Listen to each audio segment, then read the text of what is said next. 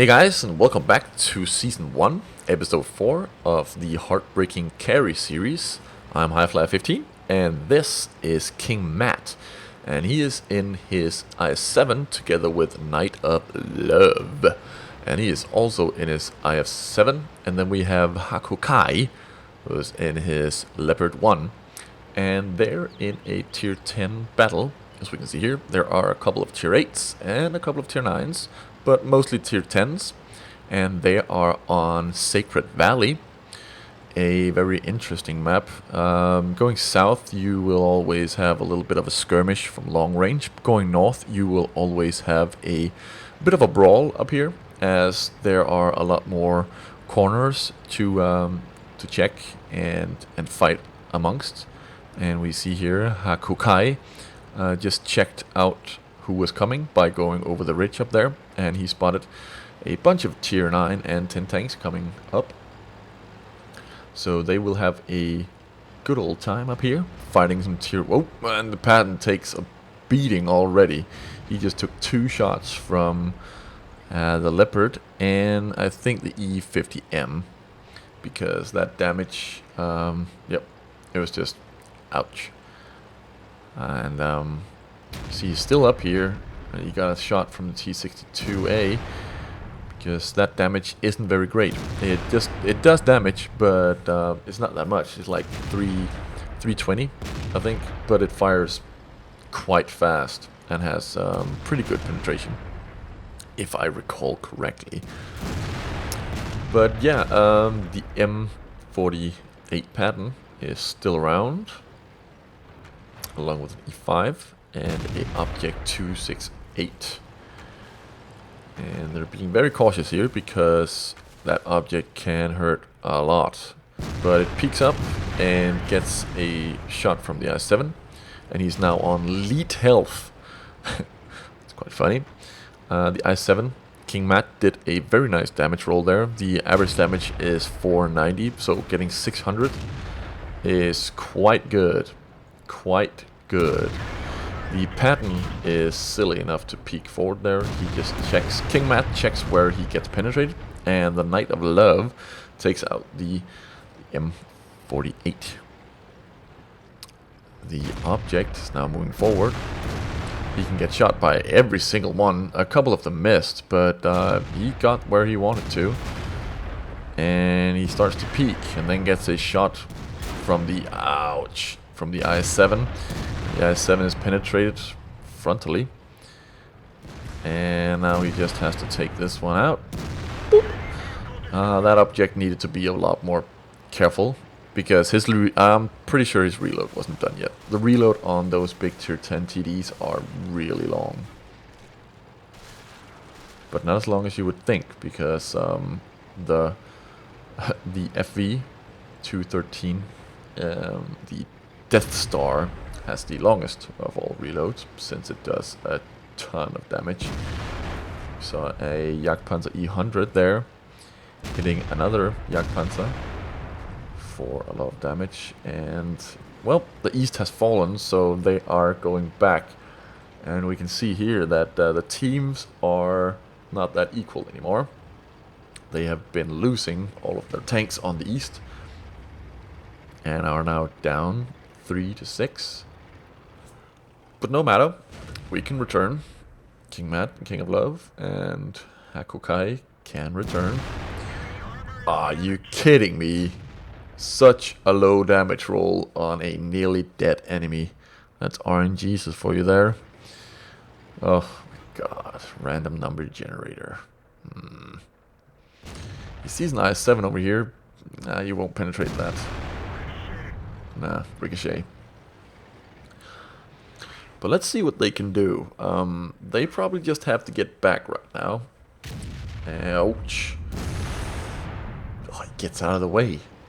That was quite fast. He got out of the way there. Oh, base being captured.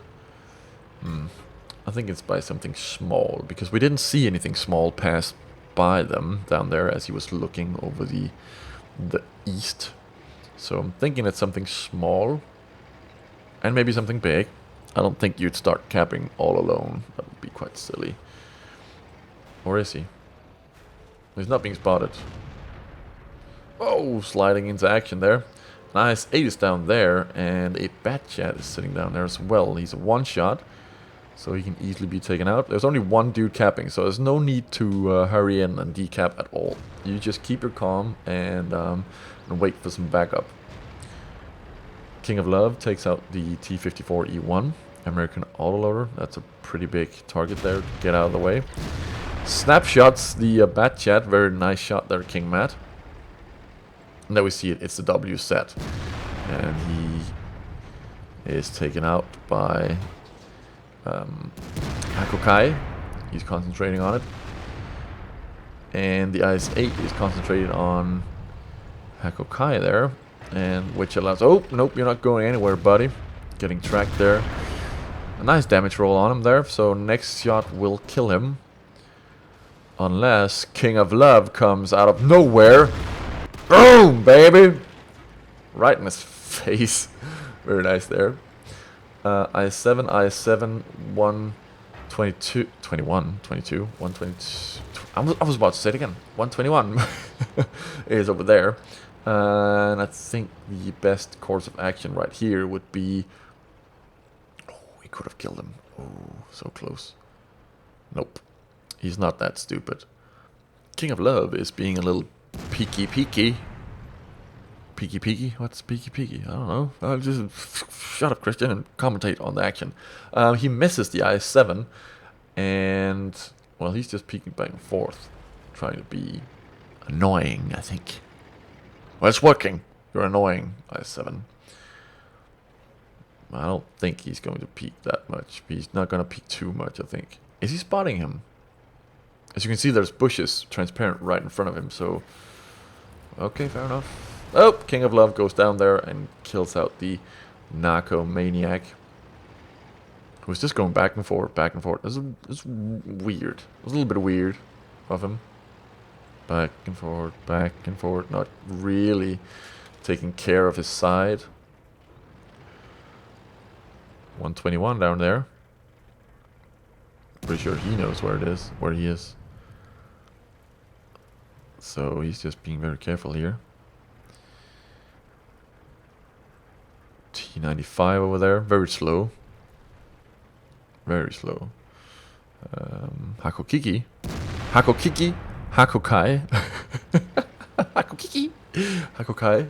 hits the enemy tanks over there. And the E50M is taken out by the enemy E50M. And this looks pretty tough right now.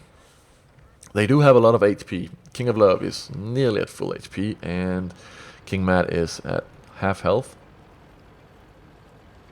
The only one not at very good health here is Hakokai. And he is also sitting up there, trying to be a spotter. But as we can see, the ping is going out. C7. Let's move back to this position, and that's what they do. You can see here he does have 6 APCR shells, if need be, in these tier 10 games. Sometimes you just want to be really sure about penetrating your opponent, so bringing a couple of those is always a good idea. Oh. MX 1375. A little too slow on the turning here. Looks like he's just gonna stay down there among the houses. Hakokai coming down in a Leopard 1, whilst King Matt takes this position instead. As we can see, Hakokai in his Leopard 1 is really low HP right now, so he has to play very cautiously right now. And just be support for whatever shows up. King Matt goes up here to do some spotting. Hakokai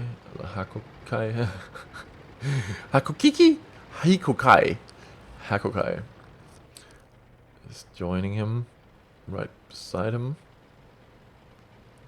And just waiting now. It's a waiting game because The enemy is leading 8 to 12. That's a lot.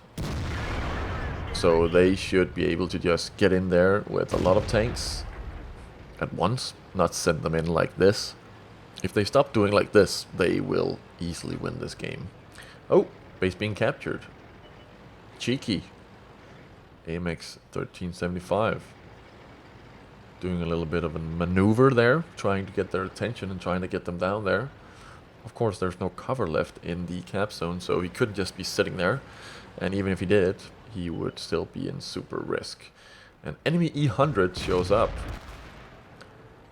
And the Leopard 1, Akukai, is taken out by the 121. And another low roll there on the AMX. He only has, what is it, 800 or 900 HP? So just an average roll, lower than a little bit of average roll on both of them, and he would have died, but nope, low roll on both of them. Even though there's an E100 down there, they don't want to take any risks because there's still an IS-7 and 2 pretty big TDs left. E100 is proximity scouting there, and we also see now an IS-7, very low HP down there. He missed him. King of Love goes out there and takes out the IS-7 there. Shadow Men is now taken out. Very nice, King of Love. You see the enemy 121 up there, but he gets out of the way just as he disappears. King of Love misses him.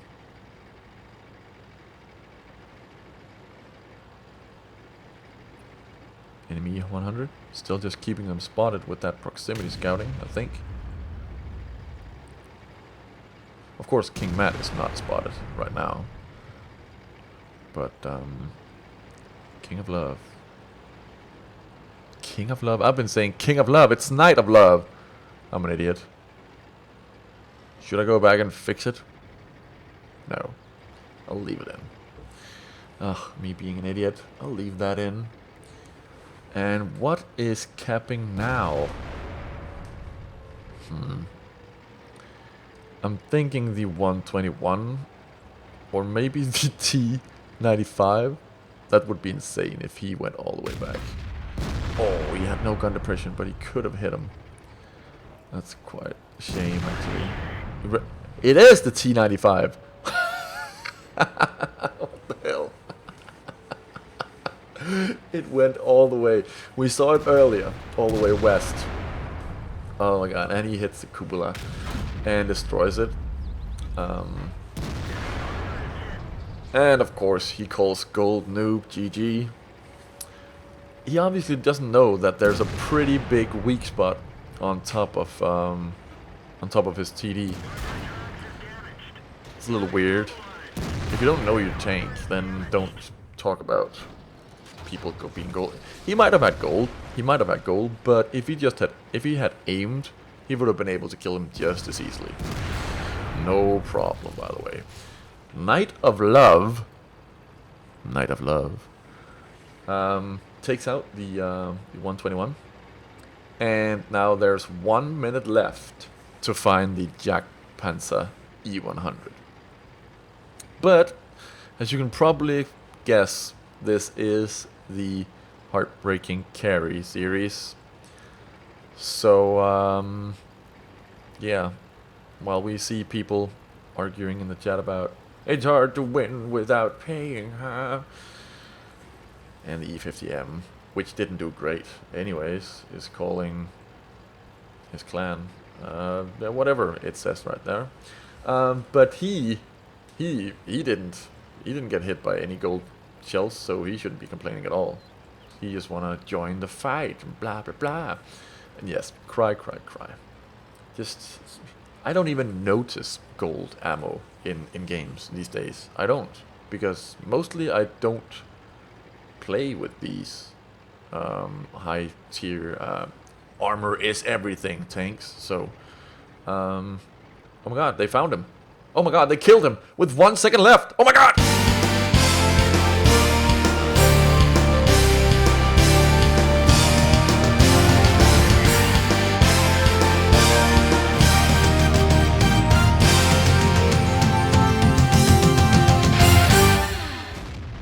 Okay, so that wasn't really a heartbreaking carry episode, but I did notice a lot of people going, "Ah, this is making me depressed." And yes, the series was actually also making me depressed. So I thought about actually changing between heartbreaking and heartwarming carry, but then I thought, no, because it's two different names, and in the end here we do have a fight to survive, which is always positive, or at least I try to keep them positive. I can't promise. Here we have Ishikawa-kun. Ishikawa-kun in his Jagdtiger 8.8. He's up against a full HP T-29, a Tiger, and a Hellcat. The Tiger is going to get hit by something else from behind, but other than that, yep, there it goes. But that thing died right there, as we heard in the background.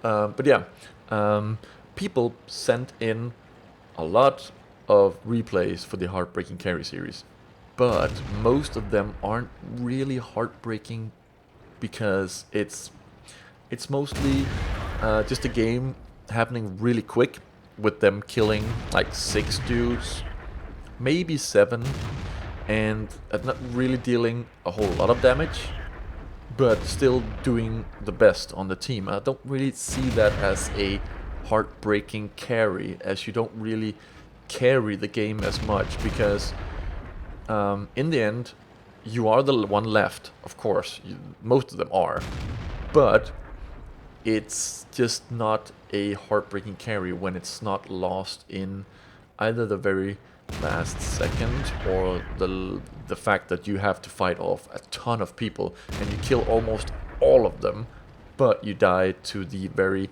last or second to last tank alive on the enemy team. I know it's tough to get those kind of games, but games where you just get a ton of damage or just a ton of kills and still lose, that could be a heartbreaking carry too. But 6 kills, it's a Top Gun. It's not really heartbreaking. So really think about when you send in the replays. I'm gonna use the replays for something else, but for now, heartbreaking carries can also be heartwarming carries. So take care, guys, and have a great weekend.